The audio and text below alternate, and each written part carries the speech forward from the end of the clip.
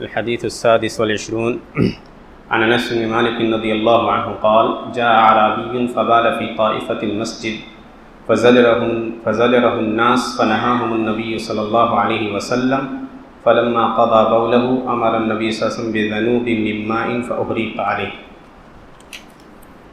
والحديث السابع والعشرون عن ابي هريرة رضي الله عنه قال سمعت رسول الله صلى الله عليه وسلم يقول الفطرة خمس الختان والاستحداد وقص الشارب وتقليم الاظفار ونتف الابط. مسائل گزر رہے ہیں طہارت اور پاکی کے. اس سے پہلے بھی بات آئی ہے. یہ وہ مسائل ہیں جو شرم و حیا کے مسائل ہیں، اور دھیرے دھیرے ہمارا معاشرہ ان مسائل کی جانکاری سے دور ہوتا جا رہا ہے. چنانچہ آپ دیکھیں گے کہ وہ نماز بھی پڑھتے ہیں لیکن صحیح طریقے سے نماز نہیں پڑھتے، کیونکہ نماز قبول نہیں ہے. طہارت کیسے حاصل کرنی ہے وہ نہیں جانتے اور نہ پوچھنا چاہتے.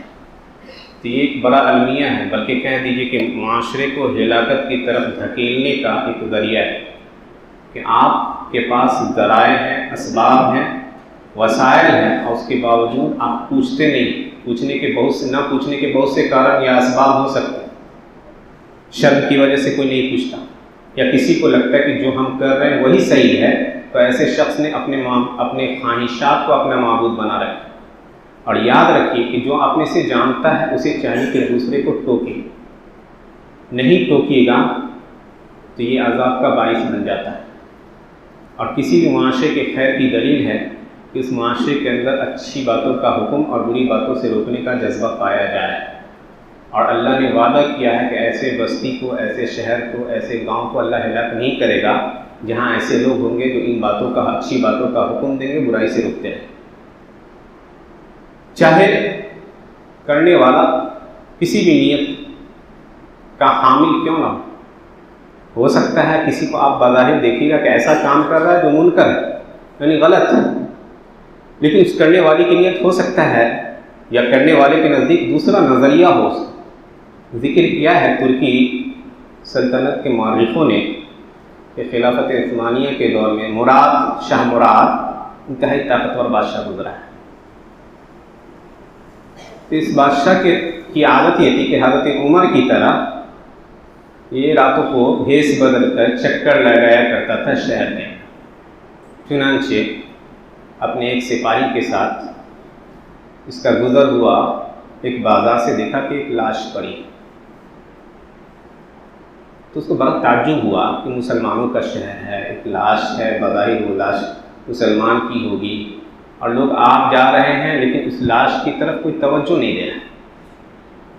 تو اس نے سوچا کہ ماجرا کیا ہے. چنانچہ لوگوں کو روکا، پوچھا کہ لاش پڑی ہے اور آپ لوگ کچھ اس کو اہمیت نہیں دے رہے. تو لوگوں نے کہا کہ بڑا برا آدمی تھا، بہت برا آدمی تھا. اب اس کی جو ہے برائیاں بیان کرنی شروع کر دی لوگوں نے. کہا شرابی تھا، ہر روز جو ہے شراب کھانے میں جایا کرتا تھا، اور نعوذ باللہ کہ ایک بری عورت کے پاس ہر شام یہ جایا کرتا تھا. بادشاہ نے پھر بھی کہا کہ مسلم تھا. چنانچہ اس نے اپنے لوگوں سے اس کے گھر کا ایڈریس یا پتہ معلوم کیا. اپنے اس سپاہی کی مدد سے، عام لباس میں تھا، لوگوں نے نہیں پہچانا، اس کے گھر میں لے جا کے اس کی لاش ڈال دی. اس کی بیوی روتی ہوئی آئی اور کہا کہ میں گواہی دیتی ہوں اللہ کی کہ تم اللہ کے نیک بندوں میں سے ایک بندہ تھا. ماجرا عجیب ہو گیا. لوگ کہہ رہے ہیں کہ سب سے برا انسان تھا، اور اس کی بیوی، اور بیوی سے بڑھ کر شوہر کو، انسان کو جاننے والا کوئی نہیں ہوتا، کہہ رہی کہ سب سے اچھا انسان تھا. تو اس نے کہا، بادشاہ نے، کہ ذرا بتاؤ، لوگ تو ایسی باتیں کہہ رہے ہیں، اب تم کہتی ہو کہ اللہ کے نیک بندوں میں سے ایک تھے، کیا ماجرا؟ کہا دیکھیے اس کا ایک قصہ ہے. شہر میں ایک ہی شراب کی دکان تھی، اور وہاں شراب بھی مخصوص مقدار میں ہوا کرتا تھا. چنانچہ یہ شخص جاتا، کافی پیسہ اللہ نے اس کو دیا تھا، تو کافی ساری شراب کی بوتلیں خرید کے لے آتا اور اپنے گھر کے گٹر میں بہا دیتا تھا. اب پوچھتی میں کہ پیسے کی بربادی کیوں ہو رہی ہے، تو وہ کہتا کہ میں اس لیے شراب خرید کر ضائع کر دیتا ہوں کہ بہت سے مسلمان محفوظ ہو جائیں گے، ان کو نہیں ملے گا تو نہیں پیئیں گے۔ اب رہ گیا اس عورت کا قصہ، تو وہ عورت برے کہہ دیجیے برائی میں ملوث رہا کرتی تھی، لوگ اس کے یہاں آیا جایا کرتے تھے۔ اس نے یہ کیا کہ اس عورت کو ایک مخصوص پیسہ مقدار میں دینا شروع کیا اور کہا کہ میں ہر روز تمہارے دروازے پہ سویا کروں گا تاکہ کوئی دوسرا آدمی تمہارے گھر میں نہ آ سکے، اس کی حفاظت کے لیے۔ لوگوں میں مشہور تھا کہ یہ شراب کھانے جاتا ہے ڈیلی اور اس بوڑھی عورت کے گھر جاتا ہے، حقیقت سے واقفیت نہیں تھی، لوگوں نے فتویٰ دے دیا۔ اور اس کو جب میں کہتی کہ ایسا مت کرو تو کہتا تھا اور کہتی تھی کہ تمہاری جنازے کی نماز کوئی نہیں پڑھے گا، تم اس حال میں مرو گے۔ تو کہتا تھا کہ میری جنازے کی نماز جو ہے بادشاہ اور اللہ کے نیک لوگ پڑھیں گے۔ چنانچہ بادشاہ نے کہا اپنی حقیقت بتاتے ہوئے کہ میں بادشاہ ہوں مراد، اور کل میں شہر کے قاضی اور نیک لوگ کو لے کر آؤں گا اس کی جنازے کی نماز۔ عبرت ہے اس واقعے میں، بہت ساری عبرتیں۔ پہلی عبرت یہ ہے کہ معاشرہ زندہ ہے۔ ہاں، برائی اگر کوئی کر رہا ہے آپ کا حق ہے کہ آپ اس کو روکیے۔ ہم نیتوں کو نہیں دیکھتے، نیت اللہ دیکھتا ہے، نیتوں کی حقیقت کا پتہ اللہ جانتا ہے، انما الاعمال بالنیات۔ تو معاشرے میں کوئی کیا کر رہا ہے، اگر آپ کو لگتا ہے کہ وہ برا ہے منکر ہے تو اس کو روکیے۔ موسیٰ علیہ السلام نبی تھے، خضر نے ایک بچے کو مار ڈالا، مارنا برا کام تھا، نہ صبر کر سکے، کہہ دیا کہ آپ نے جو ہے لقد قتلت نفسا زکیۃ بغیر نفس، ایک پاکیزہ جان کو قتل کر دیا۔ تو برائی دیکھیے، برائی کو روکیے، اگر نہیں روکیے گا تو اللہ نے کہا ہے کہ لعن الذین کفروا من بنی اسرائیل علی لسان داؤد وعیسی ابن مریم ذلک بما عصوا وکانوا یعتدون کانوا لا یتناہون عن منکر فعلوہ لبئس ما کانوا یفعلون۔ اللہ کی لعنت برسی بنی اسرائیل پہ حضرت عیسیٰ اور داؤد کی زبانی۔ کیوں؟ کیونکہ وہ حد سے آگے بڑھا کرتے تھے اور آپس میں ہر برے کام سے جس کو وہ کیا کرتے تھے ایک دوسرے کو نہیں روکتے تھے، یہ ان کا فعل بہت برا تھا۔ تو آپ جانتے ہیں بہت سے مسائل کو اپنے ساتھیوں کو بتائیے۔ آپ بحیثیت والد ہیں، آپ کا بچہ بالغ ہو گیا ہے، تو آج کے زمانے میں چیزیں آسان ہیں، علماء کے ان دروس کو اس کو کہیے سننے کو جس میں وہ بالغ شخص کے احکام کو بیان کیا گیا ہے۔ تو آپ کے پاس حجت نہیں ہے، اور نہیں تو اللہ سبحانہ و تعالیٰ کے سامنے وہ بچہ حجت پکڑے گا کہ یہ میرا والد ہے جس نے مجھے کچھ نہ بتایا۔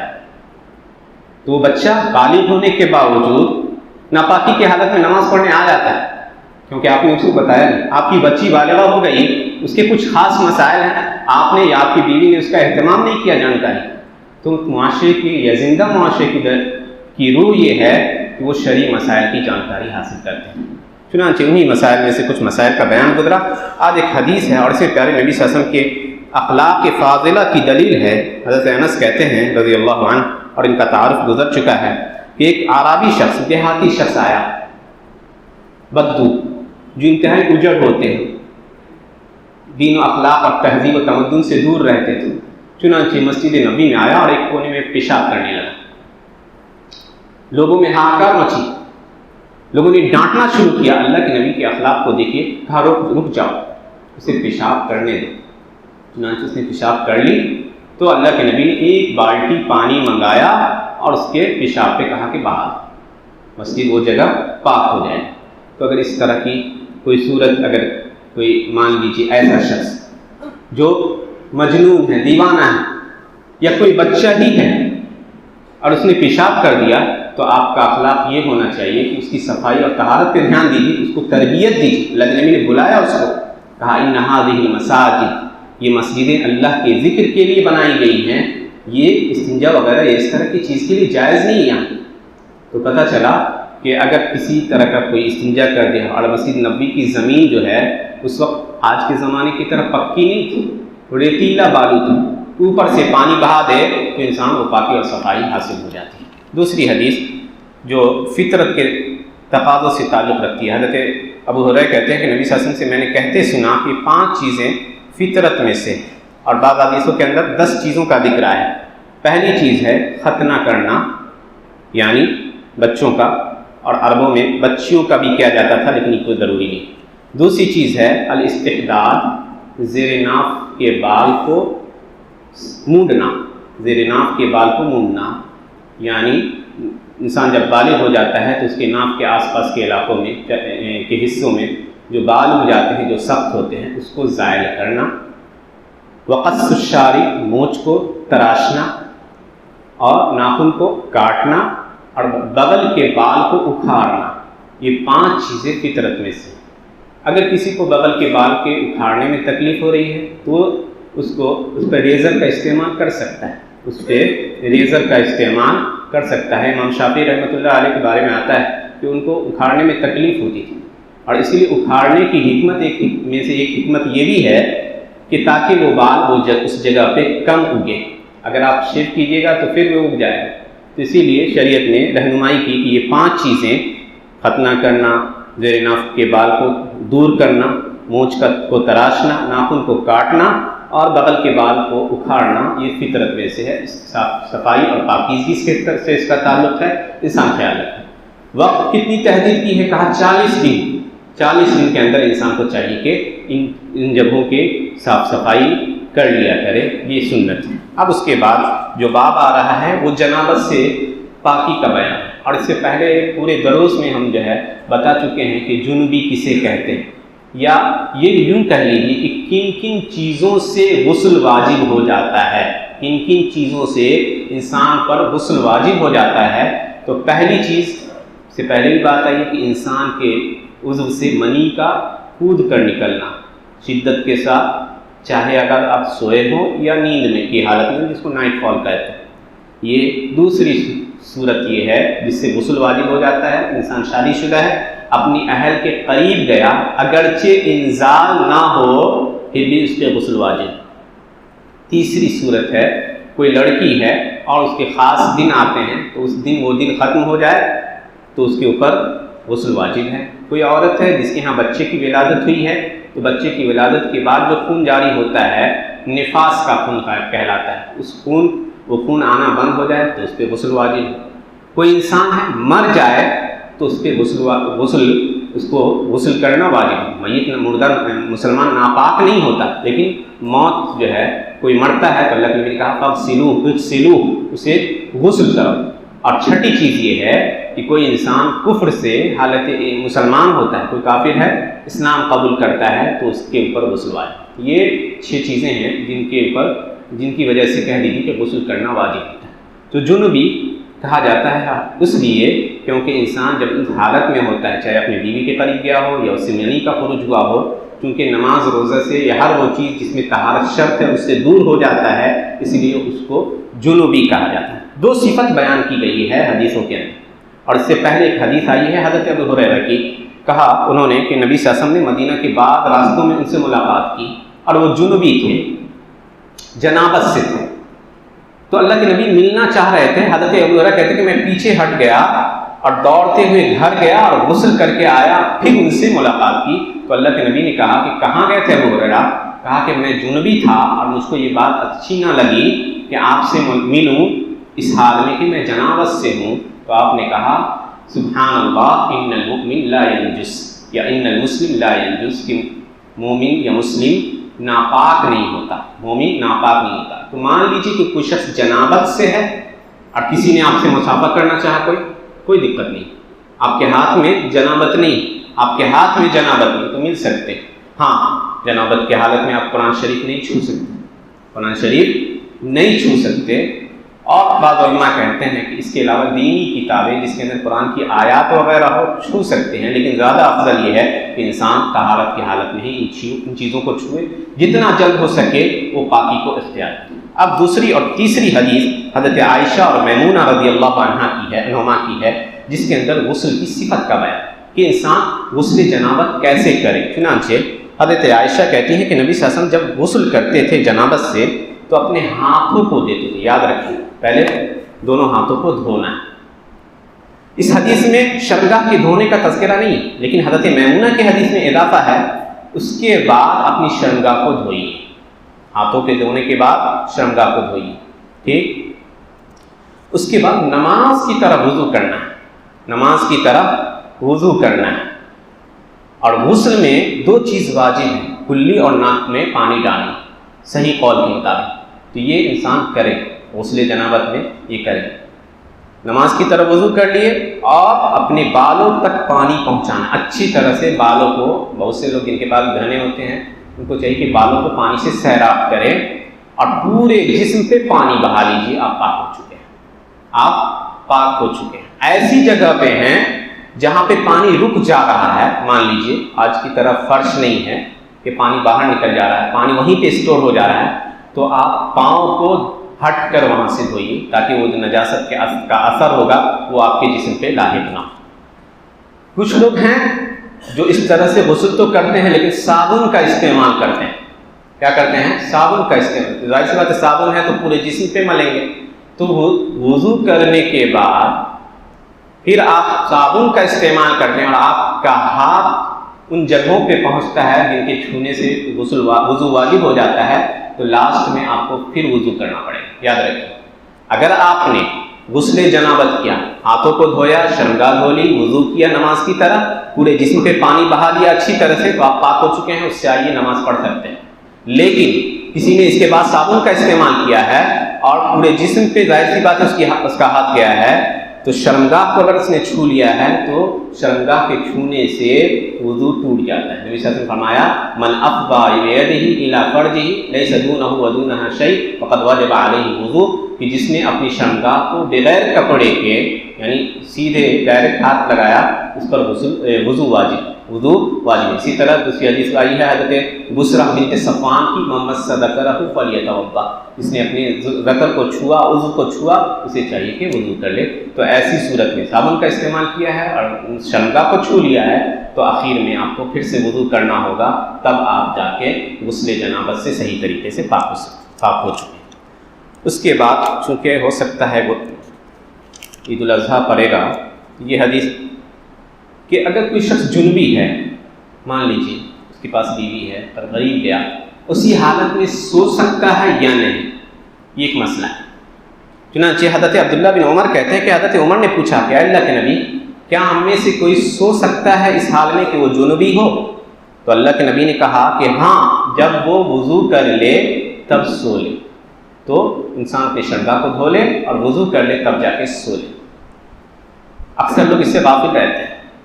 دوسری حدیث آئی ہے اور یہ حکم استحباب کے لیے، اچھا ہے کہ وضو کر لے۔ دوسری حدیث ابو داؤد کے اندر آئی ہے کہ اللہ کے نبی صلی اللہ علیہ وسلم سوتے تھے اس حال میں کہ آپ جنوبی رہتے تھے اور پانی کو نہیں چھوتے تھے، گویا بغیر وضو کے بھی انسان سو سکتا ہے، لیکن افضل یہ ہے کہ وضو کرے۔ اور غسل جنابت کے مشروعیت کی حکمت یہ ہے کہ انسان کا جسم منی کے نکلنے کے بعد کمزوری محسوس کرتا ہے، تو جب انسان غسل کر لیتا ہے تو پھر سے اس کی جسمانی طاقت لوٹ آتی ہے۔ علماء نے یہ حکمت لکھی ہے۔ اور آخری حدیث آج کے درس کی، حضرت ام سلمہ رضی اللہ عنہ کہتی ہیں، اور حضرت ام سلمہ نبی صلی اللہ علیہ وسلم کی ازواج مطہرات میں سے ایک بیوی ہیں۔ پہلے ابو سلمہ سے ان کی شادی ہوئی تھی اور جب ان کی وفات ہوئی تو اللہ کے نبی صلی اللہ علیہ وسلم نے دعا کی تھی ان کے حق میں کہ اللہ ان کو ابو سلمہ سے اچھا شوہر عطا کر، ان کے اولاد کی حفاظت کر۔ تو کہتی تھی کہ ابو سلمہ سے اچھا شوہر کون ہو سکتا ہے؟ بعد میں جب اللہ کے نبی نے ان کو پیغام دیا تب ان کو خیال آیا کہ ابو سلمہ سے بہتر نبی صلی اللہ علیہ وسلم ہیں، لمبی عمر پائی ہیں، لمبی عمر پائی۔ ازواج مطہرات میں سب سے اخیر میں جن کا انتقال ہوا ہے وہ ام سلمہ ہیں۔ حضرت حسین رضی اللہ عنہ کی شہادت کے 5 دن بعد تقریباً سن 62 یا 61 میں ان کی وفات ہوئی ہے، 90 سال کی عمر انہوں نے پائی تھی۔ وہ کہتی ہیں کہ ام سلیم آئی حضرت انس کی والدہ نبی صلی اللہ علیہ وسلم کے پاس، اور انہوں نے کہا کہ اے اللہ کے نبی، اللہ حق سے نہیں شرماتا ہے، حق بات سے اللہ نہیں شرماتا، اور شرم و حیا کو چھوڑیے ہی مسائل میں۔ اور اسی لیے نبی صلی اللہ علیہ وسلم حضرت عائشہ کہتی تھی کہ بہترین عورتیں قبیلہ انصار کی عورتیں ہیں، لم یمنعہن الحیاء من ان یتفقہن فی الدین، کہ شرم و حیا انہیں دین کی سمجھ حاصل کرنے سے نہیں روکتا۔ اس لیے کہ شرم کی بات ہے ہم ذکر نہ کریں، ایسا نہیں تھا۔ وہ آتی تھی اور اس طرح کے الفاظ کہتی تھی کہ اللہ حق سے نہیں شرماتا، آپ بتائیے ہم۔ چنانچہ انہوں نے کہا کہ کیا عورت پر غسل واجب ہے جب وہ احتلام دیکھے، یعنی جس طرح نائٹ فال مرد حضرات دیکھتے ہیں ویسے ہی عورت اگر احتلام کی شکار ہو تو کیا اس پر غسل واجب ہے؟ اللہ کے نبی نے کہا ہاں، جب وہ اپنے کپڑے پہ پانی کی علامت دیکھتے ہیں۔ ایک چیز واضح کرتے چلوں کہ احتلام یا نائٹ فال جس کو کہتے ہیں، بہت سارے لوگ صرف خواب دیکھتے ہیں اور اگر ان کے کپڑے پہ اس کا اثر نہیں ہے تو ان پر غسل واجب نہیں۔ سو کر اٹھتے ہیں، دیکھتے ہیں کہ آپ کے کپڑے پر اثر ہے اور خواب کا تذکرہ نہیں ہے، پھر بھی آپ پر غسل واجب ہے۔ اثر دیکھتے ہیں کپڑے پہ تو غسل واجب ہے، خواب دیکھا کہ خواب میں اس طرح کی چیزیں ہو رہی ہیں لیکن کپڑے پہ کوئی اثر نہیں ہے، غسل واجب نہیں۔ تو یاد رکھیے یہ وہ مسائل ہیں جن کی جانکاری ضروری تھی۔ اللہ سبحانہ و تعالیٰ سے دعا ہے کہ اللہ سبحانہ و تعالیٰ ہمیں دین کے مسائل کو سیکھنے، سمجھنے اور ان کے مطابق عمل کرنے کی توفیق عنایت فرمائے۔ آمین۔ وآخر دعوانا الحمد للہ رب العالمین۔